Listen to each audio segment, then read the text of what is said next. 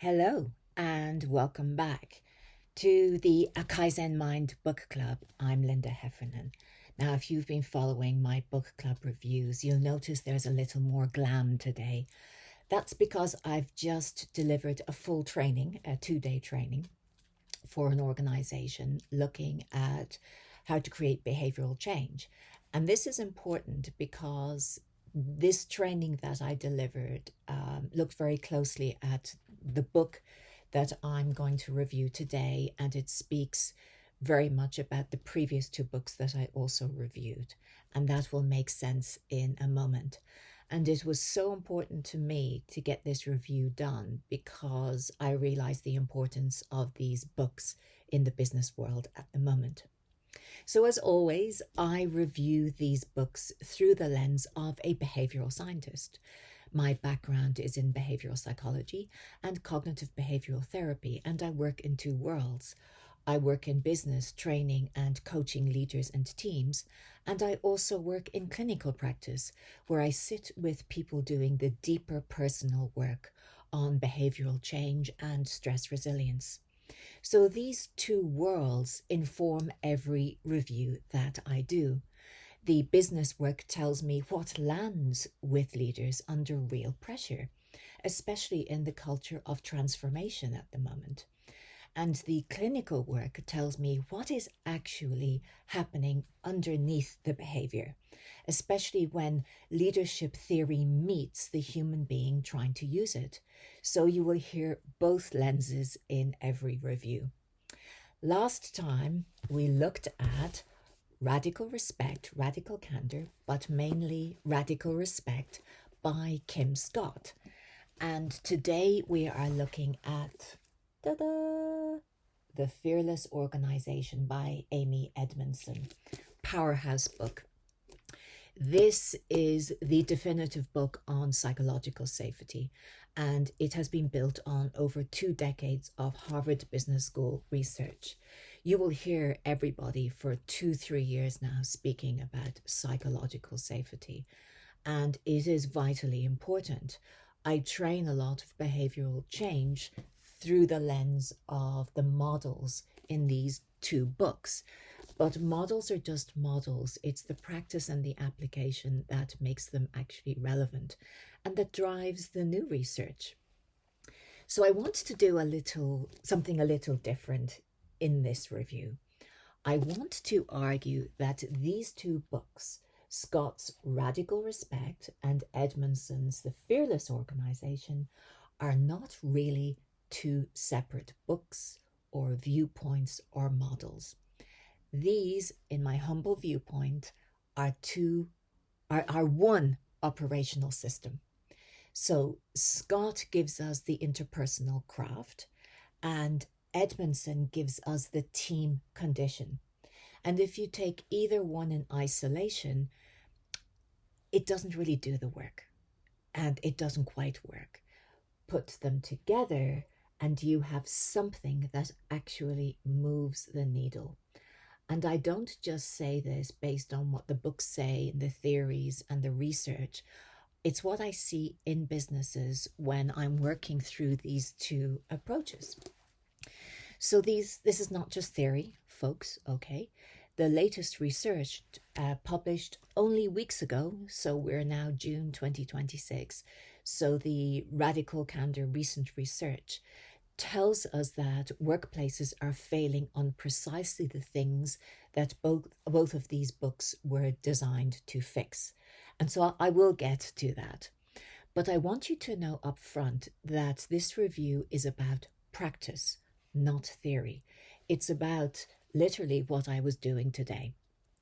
It is about why we keep being told to give feedback, build trust and create safety, and why so much of that effort still is not working.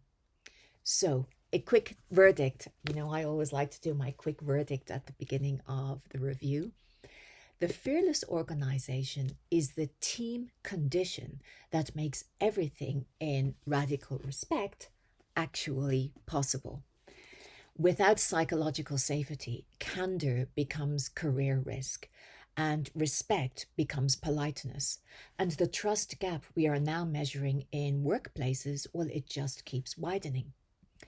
So, the core premise of The Fearless Organization by Amy Edmondson is that psychological safety is the shared belief that the team is safe for interpersonal risk taking.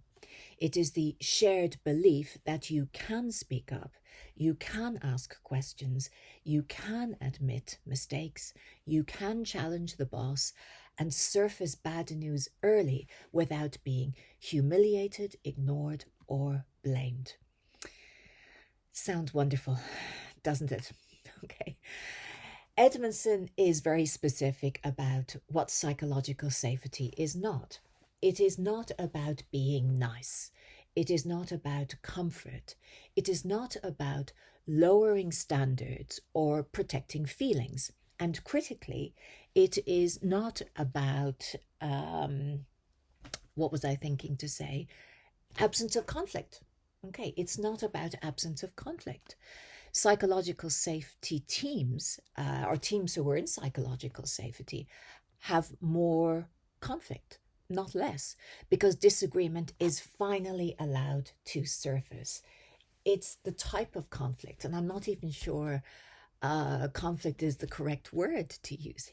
Maybe it's more pushing back. Maybe it's more debate. I'm not sure. Maybe it's more curiosity.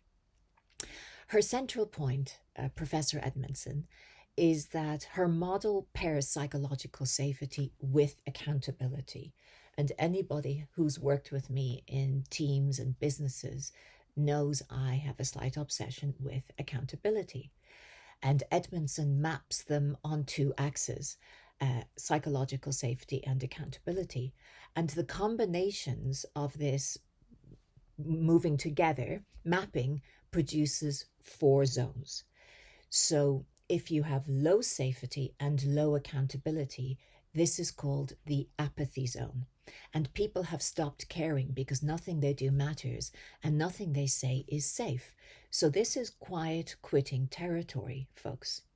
Then you have low safety and high accountability. Well, this is the anxiety zone. High pressure, high stakes, but nobody dares speak up. Now, this is where preventable disasters happen. I'm going to name a few. Boeing, the Volkswagen emissions, Wells Fargo, the NASA Challenger, maybe some more recent ones, but I'm not too sure how much they're in the news, so I won't mention them. High safety and low accountability is the third one. So this is the comfort zone where everyone feels fine. Nobody is doing great work, and it's often mistaken for good culture. And that will very, very quickly show up in revenue as well.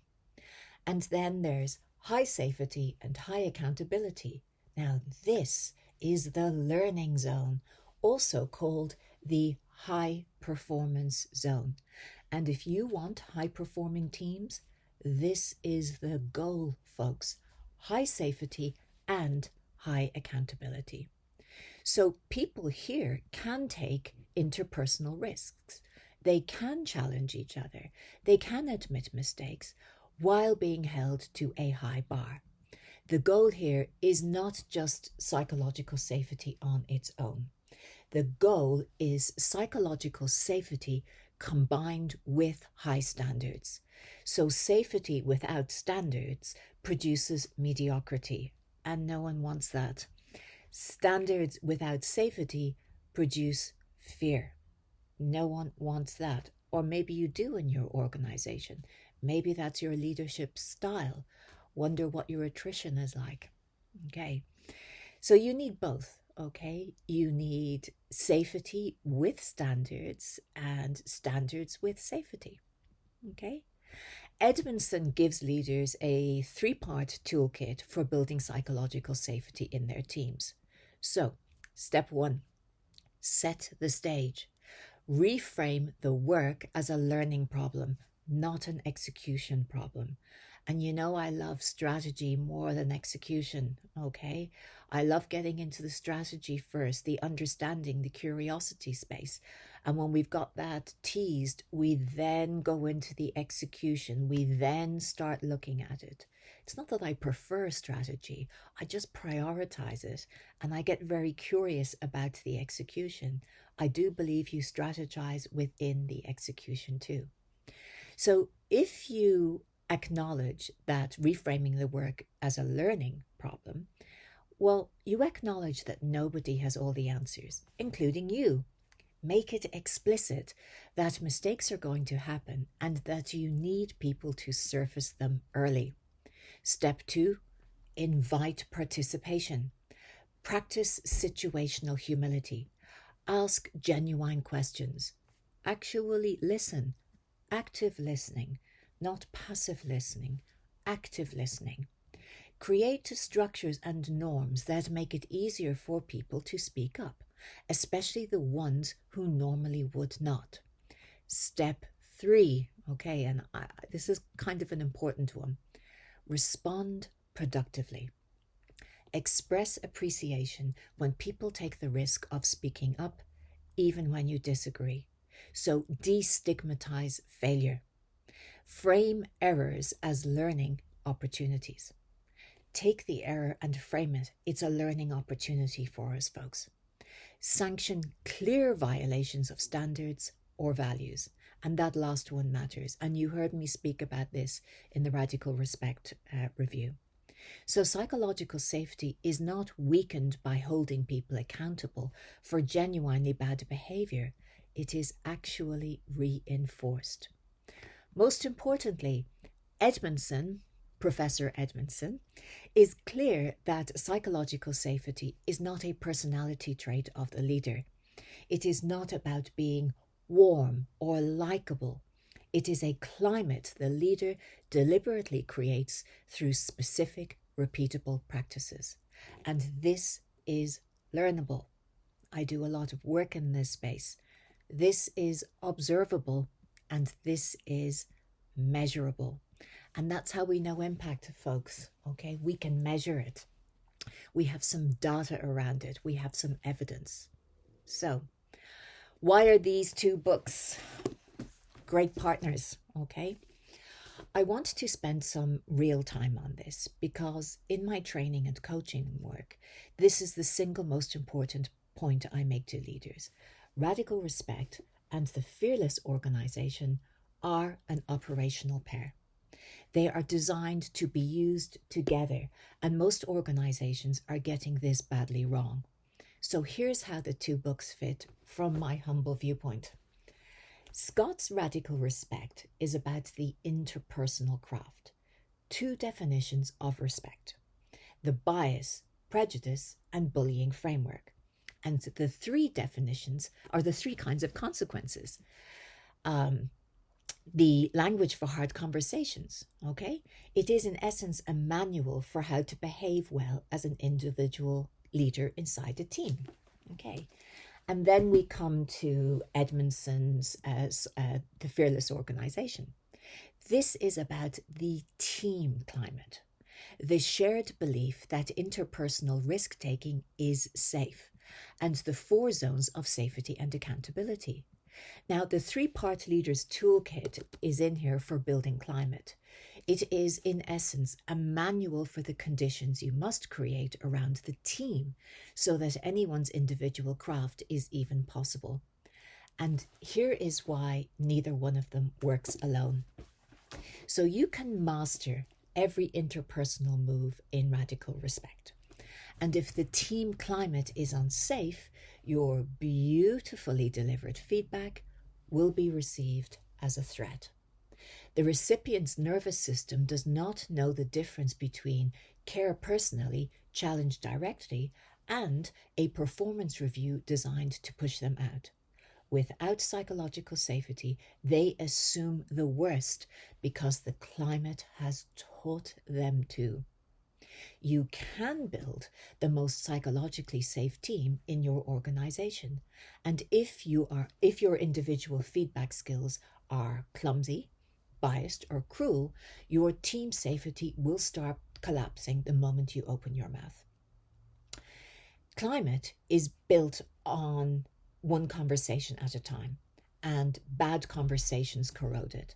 And unfortunately, it only takes one bad conversation to get that started. Scott, okay, without Edmondson, is feedback still in a vacuum. So you must be able to give the radically respectful, candor-driven feedback within the framework of psychological safety and accountability. So Edmondson without Scott Scott without Edmondson is feedback in a vacuum. Edmondson without Scott is a safe environment that no one quite knows how to use. So let's now look at how they reinforce each other when you're used together. Okay, well, when I use them together in trainings, basically. So Scott tells you what to say, and Edmondson tells you the conditions that determine how it will be heard. So Scott gives you bias interruption language, and Edmondson tells you that for someone to use that language at all, they need to believe that interrupting bias will not cost them their seat at the table. And I have seen this so often in organizations. Scott tells you to use compensation and career consequences for bullying. And Edmondson tells you that holding people accountable for bad behavior is what actually preserved psychological safety, not what threatens it. And I have seen this done in one particular organization where they came in on bad behavior as non-negotiable. There were consequences. There were options given to work on the behavior, but absolute consequences if that didn't happen. And the impact on the business was toxic behavior was removed. Individuals were invited to seek employment elsewhere, or when they realized that their behavioral mode would not be a fit anymore, they left. And the organization had a significant transformation. Not perfect, what is, but a significant transformation. What happened? Attrition levels changed. The employee well-being index changed for the better, both for the better, by the way. People became proud to work there, and innovation and high-performing teams started to be the norm to aim for with context that meant they could achieve it.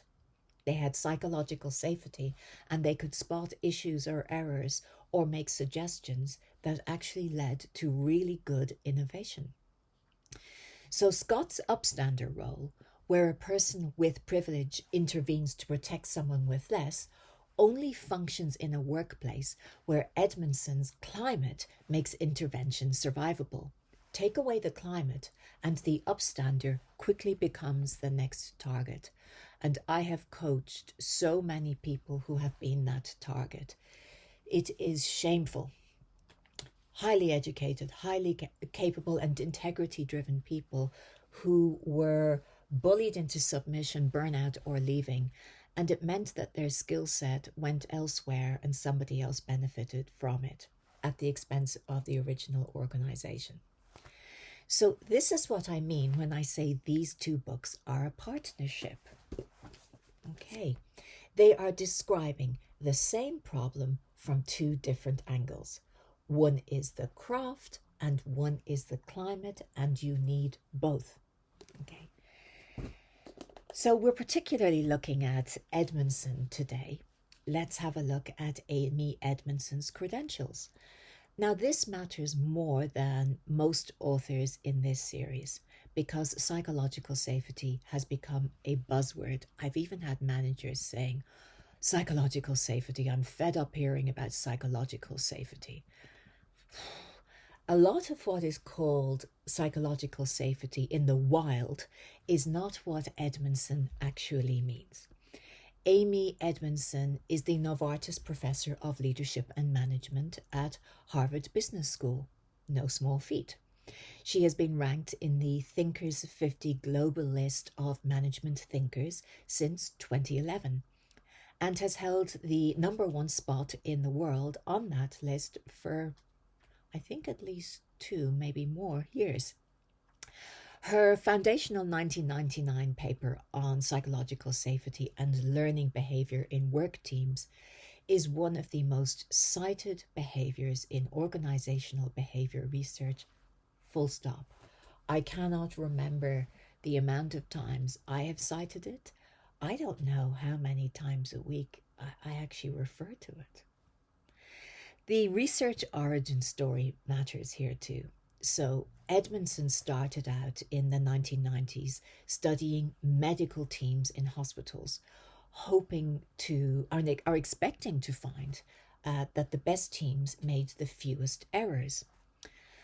And she found the opposite. And any of you working in the medical context who have worked in the medical context, that might not surprise you. The best teams reported more errors, not fewer. At first, she thought her data was wrong. And then she realized what was actually happening. The best teams were not making more mistakes. Okay. They were reporting more mistakes because it was safe to do so. The worst teams were hiding errors. And that single insight became the foundation of the entire field of psychological safety research. Now, as a human being, if I'm going into a hospital for treatment or surgery, I know which team I want treating me. The ones who make the mistake and hide it, so there's no accountability, nobody learns, and potentially the same thing can happen. Or the team that makes the mistake, raises it, is accountable, and changes are put in. I know which one I would prefer. Edmondson had this work validated at scale in 2012 when Google ran Project Aristotle, and it's a vitally important project. It's a multi-year internal study into what made their highest performing teams work. And they looked at everything: composition, skill sets, personality mix, tenure, meeting frequency, hours worked. The single biggest predictor of team performance was not any of those things. The usual suspects were not the suspect at all. It was psychological safety. So Edmondson's concept, validated by one of the most data-rich companies in the world. Now, why this research matters so much right now. Just weeks ago, in May 2026, Kim Scott's own organization, Radical Candor, published a major new report called The Trust Gap: State of the Workplace Insights. They surveyed over 600, I think it been 630 workers across the United States. So this is a US-based survey. But the findings are quite stark. 6 in 10 employees said they were afraid to speak up at work. Now this survey may be US-based. I work internationally. I work a lot in Europe and APAC. I can say that I'm also hearing the same. 67% of HR professionals said what, and this is a slightly scary piece, that they have watched their workforce stay silent about workplace concerns, often or very often with negative consequences for the workforce and the business. 73% of respondents said they had reported AI-related inconsistencies at work, and 50% said their negative feedback regarding AI mistakes was acted on only sometimes or rarely. Kim Scott's own diagnosis of what is happening in her own words: when an untrained manager hears criticism from an employee Too often they punish the messenger rather than reward the candor. That is where psychological safety gets destroyed and the trust gap begins. She's powerful in her language. It is so specific, so beautiful in the way that she has worded that. I just wish it wasn't necessary to have to word that. Read that or hear that carefully, all right? If you read the actual report or if you're hearing it through me, the very author of Radical Candor in 2026 is naming the framework that has failed, her own framework. Not because the framework is wrong, because managers are being asked to use the candor part without either the respect part or the climate part, Edmondson, and it is collapsing. The framework is collapsing as a result. So this, to me, in my humble opinion, is the proof that the partnership argument I just made is not academic. It is the live problem in workplaces right now. Untrained managers asked to give feedback without ever being taught how to build the team conditions that make feedback survivable are punishing the messenger and destroying psychological safety in real time. 6 in 10 employees know this and have stopped speaking up. Just listen. I'm going to ask you, think about this in relation to my workplace experience, the culture and climate in which I am working right now. Anything interesting there for you? And paying attention to that is important. The cost to such type of behavior in untrained managers is enormous. AI is being rolled out at speed. Workers are seeing AI errors, and half the time when they report them, nothing happens. The very moment we most need teams to surface concerns about brand new technology, the climate is silencing them. And this is what Edmondson predicted decades ago.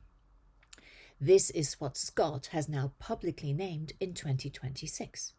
The trust gap is a psychological safety gap, and it is widening, not closing. When I go in and train, I'm now going in with that in my mind. From a behavioural science lens, this is actually utterly predictable. Perceived social threat produces the same neural signature as physical threat. A team operating without psychological safety is a team of nervous systems in chronic low-grade defense.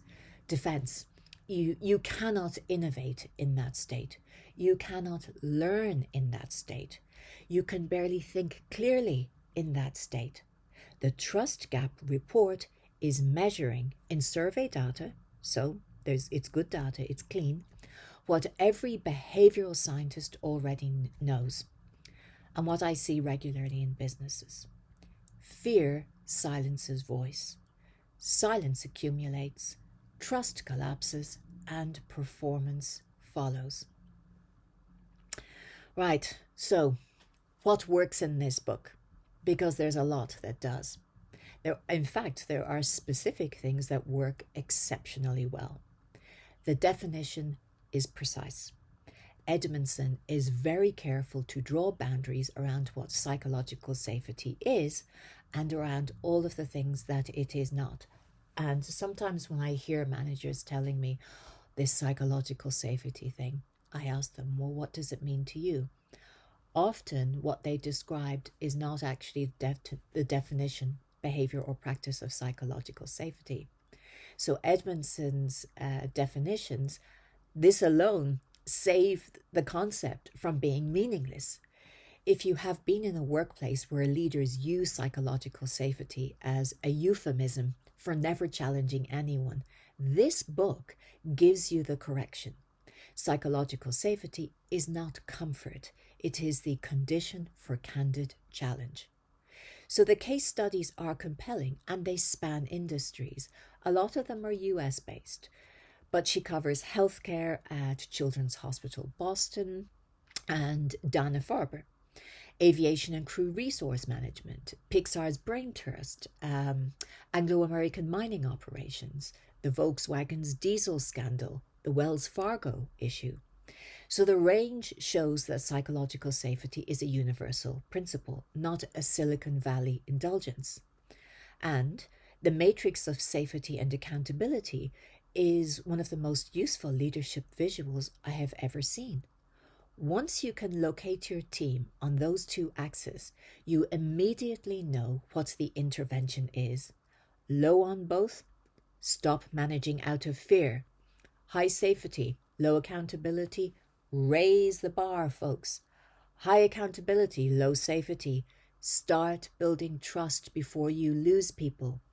The matrix does the diagnostic work for you. You've just got to honestly identify yourself on the matrix.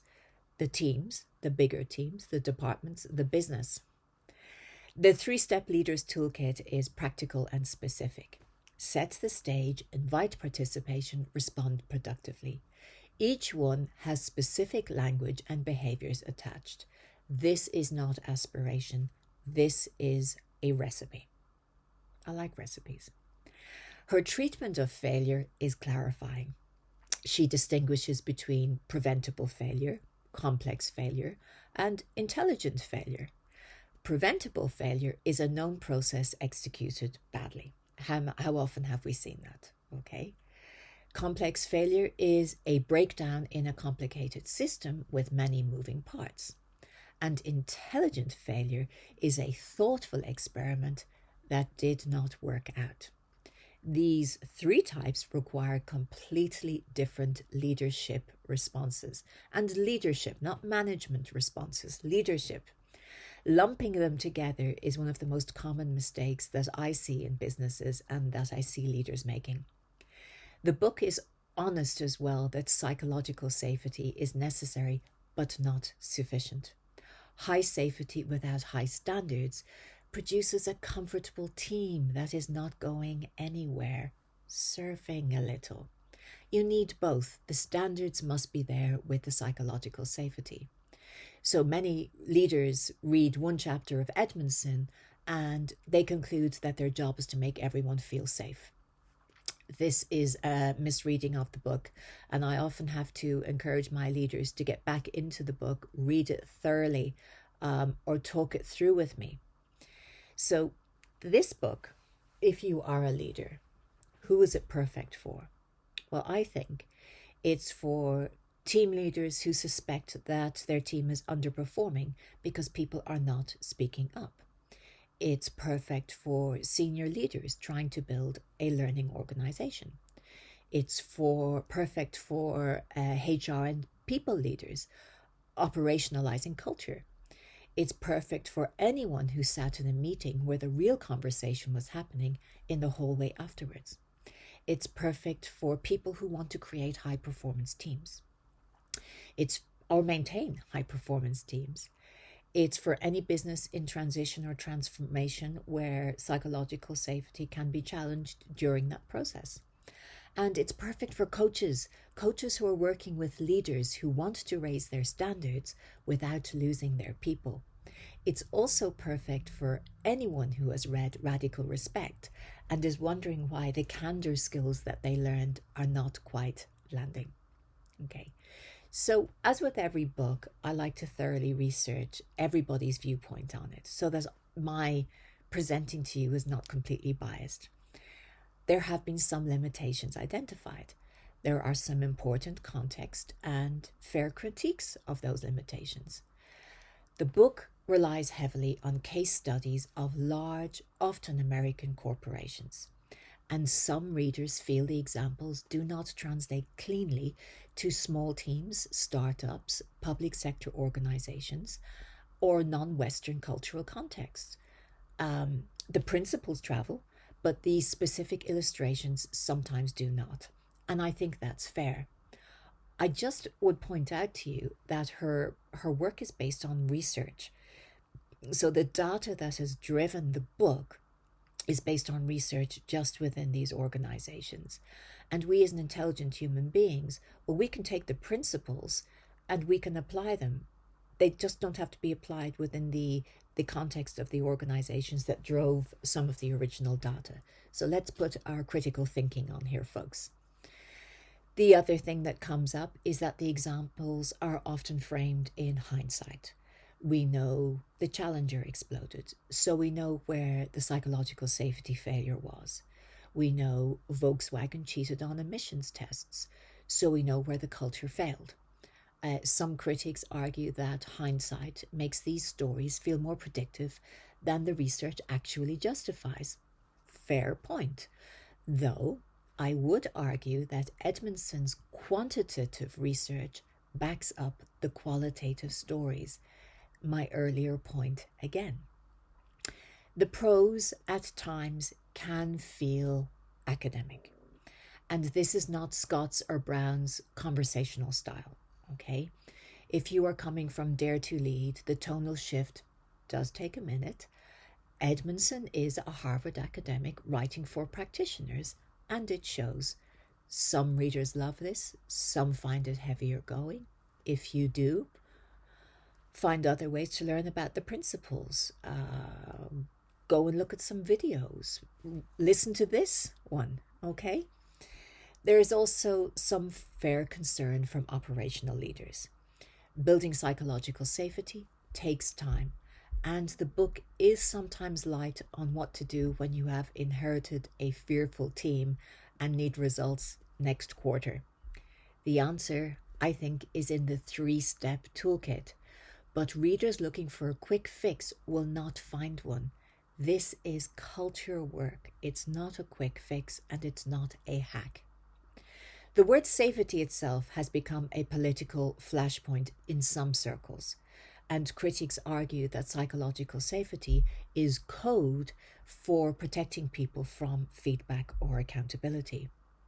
Now, I think Edmondson very clearly addresses this directly and repeatedly in the book. Psychological safety is the condition for accountability. It is not a replacement for it. The misreading is so common that it is worth flagging. You will meet leaders who have dismissed the whole concept based on what they think it means, and I have heard it. That's why I ask, what does it mean to you? There is an important distinction here. Psychological safety is not the same as interpersonal trust, and this matters. Trust is a feeling between two individuals. Psychological safety is a climate at the team level. You can have high trust with your best friend at work, while the overall team climate remains psychologically unsafe. And Edmondson is explicit that these are different constructs with different interventions. Confusing them is one of the most common mistakes I hear and see when I'm in businesses or when I'm speaking to leaders. So my take on this incredible book, The Fearless Organization. In my coaching and training work, I see the cost of this partnership, radical respect and psychological safety, being missed every single week, and accountability. Leaders sometimes come to me having read or had a training in the business on radical candor.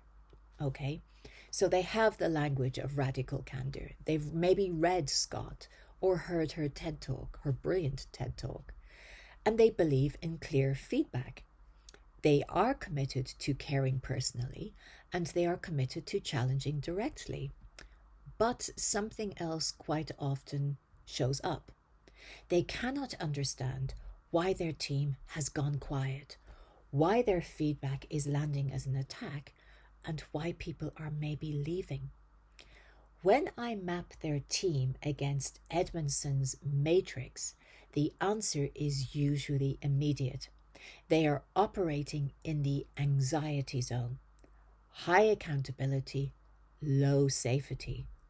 They have learned the craft from Scott, radical candor, hopefully with respect. They have never been taught the climate from Edmondson. And so every well-intentioned candor conversation is being received by nervous systems that have already decided this is not safe. The other version I see is the leaders who have read Edmondson and stopped there. They have built a team that feels safe. People speak up, disagreements happen, but standards are slipping. Performance is plateauing. Difficult conversations are not happening because nobody quite knows how to have them. They have climate without craft. They have safety without consequences. And the team feels good and is not delivering. Both groups are stuck because they have read half the picture. And here is what the new Radical Candor research from May 2026, last month, tells us. This is not a small problem, folks. 6 in 10 employees afraid to speak up. AI errors going unaddressed half the time. Kim Scott herself naming in public that the candor framework does not work when managers have not been trained to build the climate that makes candor survivable. So this is what I want every leader I work with to understand. If you're working with me, please listen. The frameworks are not failing. They are being developed in halves. Scott without Edmondson is one half, and Edmondson without Scott is the other.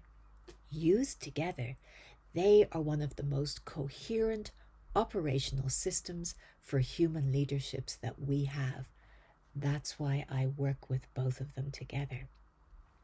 In my clinical practice, I see the human cost of getting this wrong.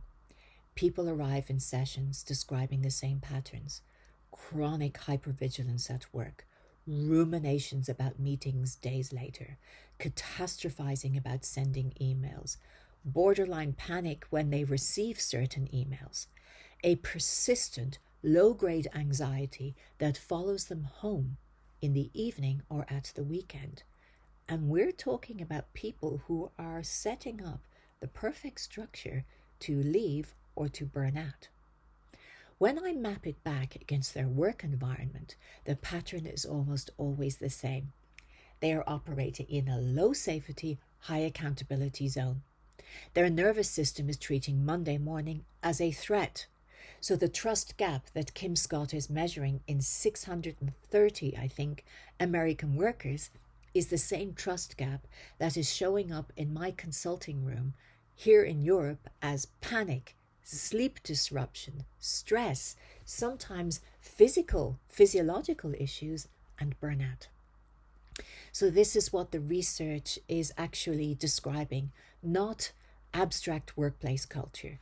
The neural and physiological cost of environments where it is not safe to be seen making a mistake, while the consequences of mistakes keep us escalating.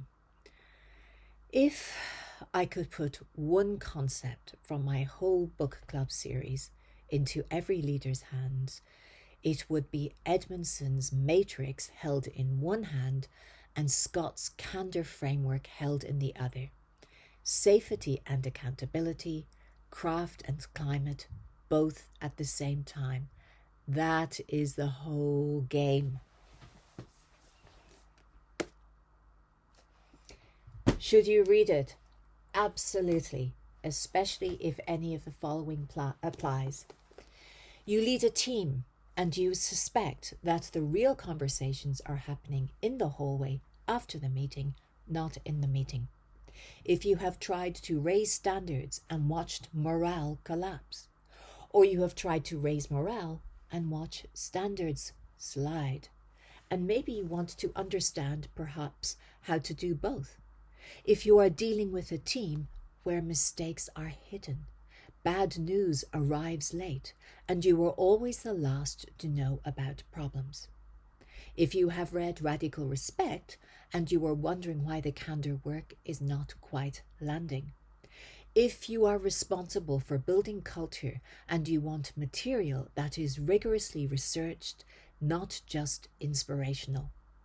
If you are in a regulated or high stakes industry where preventable failures have real consequences. If you're in healthcare, aviation, finance, engineering, okay? If you are leading through AI adoption right now and you need your team to surface what is not working, I mean, her research has given us data on this, folks. So my take on this is where leadership becomes a systems question. Radical Respect and The Fearless Organization are not two books. They are one operational system, split into the craft you need and the climate that lets the craft land. Scott's framework, used alone, will collapse under the weight of an unsafe team. Edmondson's framework, used alone, will produce comfortable mediocrity. Who wants that? Used together, they describe what every behavioural scientist knows to be true. Human performance is a function of skill and environment. You need both. The Trust Gap research from May 2026 is the live, measured evidence that workplaces are getting this wrong at scale. The people most equipped to fix it are the leaders who treat these two books as one practice, not two. One practice, not two. So, next time, where are we going, leader? Linda. Okay, this is a lovely one. Neuroaffective Leadership by Professor Patricia Riedel and Ian McDermott. Now, I want to be very transparent and make a confession here. This is a brilliant book, but I also have a slight bias here. I was trained by both Professor Riedel and by Ian McDermott. My NLP neuroscience training and my NLP coaching training, both of them were very instrumental in that. And I'm a fan, a big fan. This book is published by Routledge, okay, and they don't publish things that are not deep. It is a 2025 book on applied neuroscience for leaders, and it takes us underneath everything we've built so far on the series that I have done. It goes underneath the craft, underneath the climate, down to the nervous system itself. And in this review, you've just heard me referring a couple of times to the nervous system of people when there's fear and there's not psychological safety. Okay, so that's why I wanted to bring this in next. I love these two authors, and I will tell you more about why their science and their approach is so important to me. So I also want to flag two other books that would be brilliant next reads if you want to stay in this territory. I will get to both of them on the channel, but if you cannot wait, do not let me hold you up. The first is The Right Kind of Wrong by Amy Edmondson herself, and it's in my office in the bookshelf, and I forgot to bring it back with me. It was published in 2023, and it is the follow-up to the Fearless Organization, and it goes deep on intelligent failure. If today's book hooked you on the safety and accountability matrix, this one takes the 3 types of failure I mentioned, preventable, complex, and intelligent, and turns them into a full practical framework. It is essential follow-up reading. The other book, which I've also left in the office because I didn't plan on doing this recording today, but the other book is called An Everyone Culture by Robert Keegan and Lisa Leahy. They describe what they call deliberate developmental organizations, where every interaction at work is designed for human growth. So if Scott gives us individual craft and Edmondson gives us team climate, Keegan and Leahy give us the whole organization as a developmental container. It is the most ambitious answer I have read to the question of what work could look like when craft and climate are fully integrated. And I am kind of influenced by their work, I will admit. So both books will land on the channel in due course, but for now, we are going underneath the climate to the brain itself in neuroaffective leadership next time.